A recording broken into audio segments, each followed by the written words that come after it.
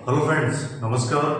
देखिए, आज भी हमारी पॉलिटिकल साइंस की क्लास होगी और जो हमारा टॉपिक चल रहा था प्रधानमंत्री, इससे पहले जो हमारी क्लास हुई थी प्रधानमंत्री टॉपिक चल रहा था और आज भी उसी टॉपिक को कंटिन्यू करेंगे। तो आज भी प्रधानमंत्री के बारे में ही हम पढ़ेंगे, ठीक है। तो आज के जो हमारा टॉपिक रहेगा प्रधानमंत्री की शपथ, प्रधानमंत्री को शपथ कैसे दिलाते हैं, फिर उसके बाद प्रधानमंत्री का कार्यकाल के बारे में पढ़ेंगे, फिर उसके बाद में प्रधानमंत्री के वेतन भत्ते, प्रधानमंत्री को वेतन में भत्ते कैसे मिलते हैं, ठीक है। उसके बाद फिर प्रधानमंत्री के कार्य और शक्तियाँ कौन कौन सी है उसके बारे में पढ़ेंगे। फिर उसके बाद में पीएमओ, प्राइम मिनिस्टर ऑफिस क्या होता है उसके बारे में पढ़ेंगे, उसका क्या काम है उसके बारे में पढ़ेंगे, ठीक है। तो हम स्टार्ट करते हैं प्रधानमंत्री पद की शपथ से, ठीक है।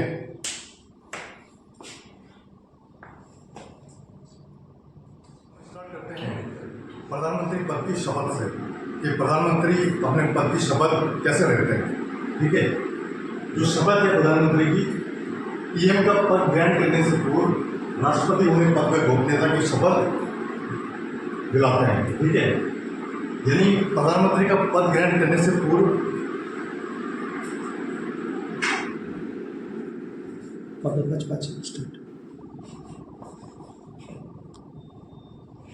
ठीक है, हम स्टार्ट करते हैं प्रधानमंत्री पद की शपथ से, ठीक है। प्रधानमंत्री अपने पद की शपथ कैसे लेते हैं उसके बारे में हम पढ़ेंगे। मतलब पीएम का पद ग्रहण करने से पूर्व राष्ट्रपति उन्हें अपने पद में गोपनीयता की शपथ दिलाता है प्रधानमंत्री को, ठीक है। और कौन से अनुसूची के तहत होता है ये? संविधान की 3री अनुसूची और आर्टिकल 75(4), यानी आर्टिकल 75(4) के तहत प्रधानमंत्री की शपथ का प्रावधान है और संविधान की 3री अनुसूची के तहत प्रधानमंत्री पद की शपथ का प्रावधान है, ठीक है, संविधान के अनुसार। अब नेक्स्ट हमारा टॉपिक है कार्यकाल, यानी प्रधानमंत्री पद का कार्यकाल कितने टाइम का होता है उसके बारे में हम पढ़ेंगे। तो प्रधानमंत्री पद का जो कार्यकाल है, पीएम का कार्यकाल निश्चित नहीं है, यानी पीएम का कोई कार्यकाल फिक्स नहीं है। जैसे राष्ट्रपति का कार्यकाल 5 साल का होता है या दूसरे और भी जो लोग हैं जिनका कार्यकाल फिक्स है, मुख्यमंत्री का कार्यकाल 5 साल का होता है, वैसे प्रधानमंत्री का कोई कार्यकाल फिक्स नहीं है और वह राष्ट्रपति के प्रसाद पर्यंत अपने पद पर बना रह सकता है जब तक पीएम को लोकसभा में विश्वास मत हासिल है, यानी लोकसभा में उसको विश्वास मत हासिल है तब तक वो प्रधानमंत्री पद पर बना रह सकता है। और लोकसभा में अपना विश्वास मत खो देने पर उसे अपने पद से त्यागपत्र देना पड़ेगा। यानी लोकसभा में जब वो अपना विश्वास मत खो देता है, कोई विश्वास मत हासिल नहीं कर पाता है, तो अपना प्रधानमंत्री पद से उसे त्यागपत्र देना पड़ता है या फिर राष्ट्रपति उससे बर्खास्त कर सकता है। राष्ट्रपति को ये पावर है कि वो प्रधानमंत्री को अपने पद से बर्खास्त कर सकता है और वो संविधान के कौन से आर्टिकल के तहत होता है? आर्टिकल 75(2) के तहत।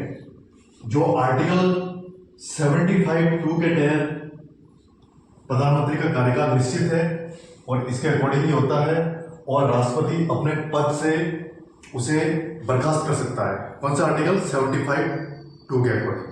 अब नेक्स्ट हम आगे देखते हैं प्रधानमंत्री का वेतन में भत्ते। प्रधानमंत्री पद के वेतन में भत्ते, यानी प्रधानमंत्री पद को वेतन में भत्ते कैसे दिए जाते हैं, वेतन में भत्ते कौन कौन से होते हैं उसके बारे में हम स्टडी करेंगे। तो देखिए, पीएम के सभी मंत्रियों के वेतन में भत्ते संसद द्वारा समय समय पर निर्धारित किए जाते हैं, यानी इसका कोई फिक्स नहीं है।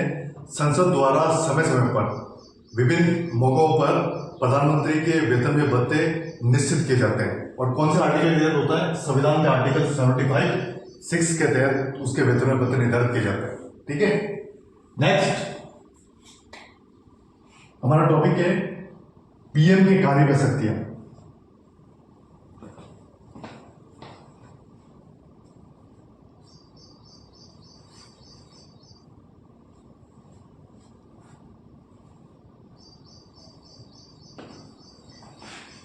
पीएम के कार्य में शक्तियां, यानी प्रधानमंत्री के कौन से कार्य होते हैं और उसकी शक्तियां कौन कौन सी होती है उसके बारे में, ठीक है।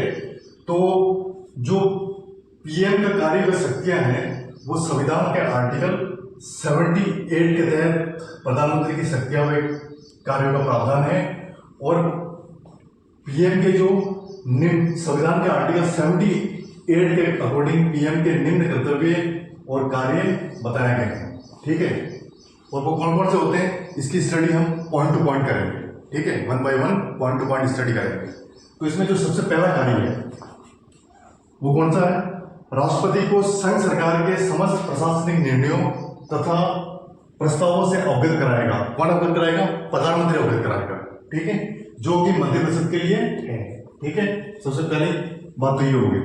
नंबर सेकंड, किसी एक मंत्री द्वारा लिए गए निर्णय को मंत्रिपरिषद के सम्मुख विचाराधीन रखवाएगा। यानी किसी एक मंत्री ने डिसीजन ले लिया कि हमें यह काम करना है, तो प्रधानमंत्री का यह काम होगा कि वो उस बात को मंत्रिपरिषद के सम्मुख रखवाएगा। यानी पूरे मंत्रिमंडल के सम्मुख वो बात रखेंगे विचार के लिए कि इस बात को पारित करना है या नहीं करना है। ठीक है, नेक्स्ट आगे है इसका प्रधानमंत्री का कार्य नंबर 3। प्रधानमंत्री की कार्य व शक्तियां, पॉइंट नंबर 3। पॉइंट नंबर 3 क्या है? कि राष्ट्रपति द्वारा चाहे गई सूचना या परामर्श उपलब्ध कराएगा। यानी राष्ट्रपति को कोई इंफॉर्मेशन चाहिए या कोई सूचना चाहिए या कोई परामर्श चाहिए प्रधानमंत्री के द्वारा, तो ये प्रधानमंत्री का दायित्व होगा कि वो उससे राष्ट्रपति को उपलब्ध कराए। यह है इसका पॉइंट नंबर 3।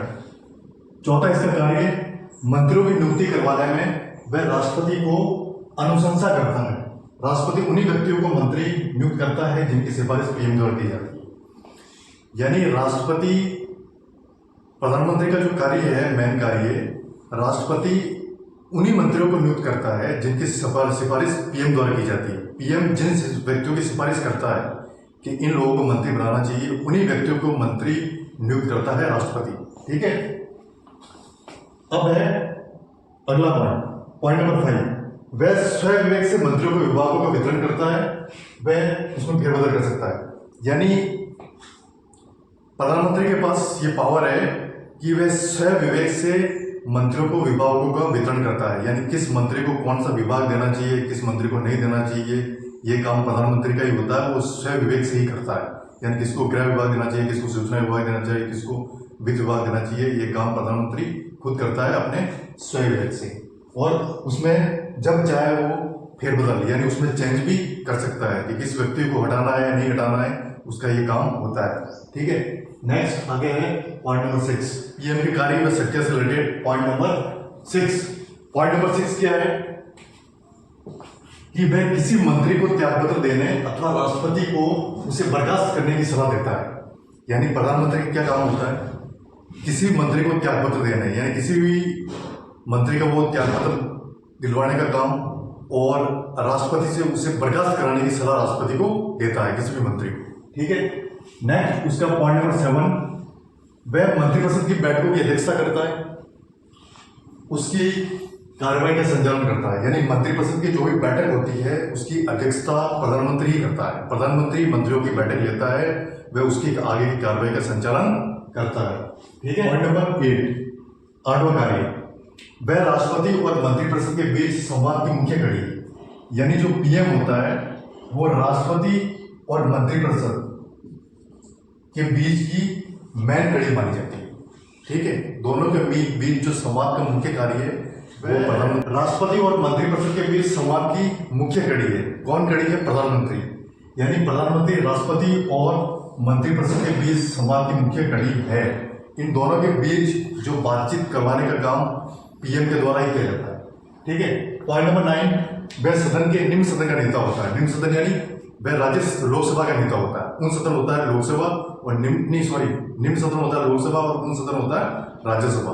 तो वो लोकसभा का नेता होता है। अब नंबर 10, पीएम नीति आयोग, पूर्व में योजना आयोग। यानी अभी जो आयोग है उसका नाम है नीति आयोग और पहले इस भवन का नाम था योजना आयोग। राष्ट्रीय विकास परिषद, राष्ट्रीय परिषद और अंतर्राज्यीय परिषद का अध्यक्ष होता है। यानी ये जो 4 ऑर्गेनाइजेशन होता है उसका अध्यक्ष पीएम ही होता है, प्रधानमंत्री ही होता है। ठीक है, अब है पॉइंट नंबर 11, वह राष्ट्र की विदेश नीति तय करता है। यानी प्रधानमंत्री का जो काम होता है वो राष्ट्र की विदेश नीति तय करता है।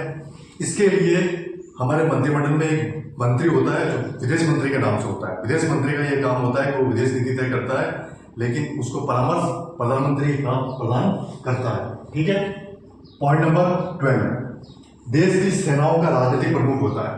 यानी राजनीतिक प्रमुख तो प्रधानमंत्री होता है, देश की सेनाओं का, सबस सेना, जो थल सेना है, वायु सेना है, जल सेना है, जो हमारी तीनों सेनाएं हैं, उसका जो राजनीतिक प्रमुख है वो प्रधानमंत्री होता है। ठीक है, फिर है पॉइंट नंबर 13, वह राष्ट्रपति को सभी संवैधानिक पदों, आयोगों के अध्यक्ष व सदस्य आदि की नियुक्ति हेतु परामर्श प्रदान करता है।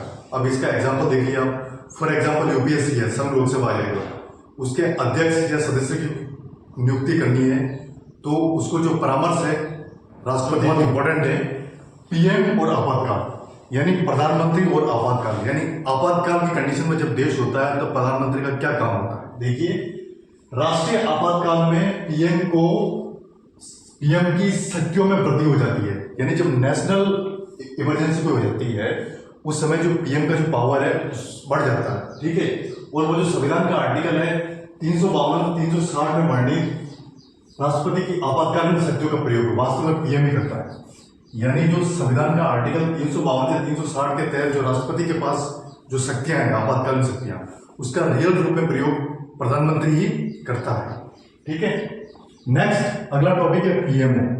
पीएमओ का मतलब हो गया प्राइम मिनिस्टर ऑफिस, यानी प्रधानमंत्री कार्यालय। इसकी स्टडी भी हम पॉइंट टू पॉइंट करेंगे, ठीक है। प्रधानमंत्री कार्यालय क्या होता है, देखिए सबसे पहली बात, ये एक स्टाफ एजेंसी है, ये यानी पीएमओ प्राइम मिनिस्टर ऑफिस एक स्टाफ एजेंसी है जो पीएम को उसकी जिम्मेदारियां निभाने में सहायता प्रदान करती है, यानी पीएम को जो जिम्मेदारी अपनी निभानी होती है उसके लिए हेल्प प्रदान करता है PMO office, prime minister office, ठीक है। ये संविधान के अकॉर्डिंग निकाय है, यानी पीएमओ ऑफिस ये भी संविधान के अकॉर्डिंग इसकी स्थापना की गई है। नेक्स्ट अगला पॉइंट नंबर 3,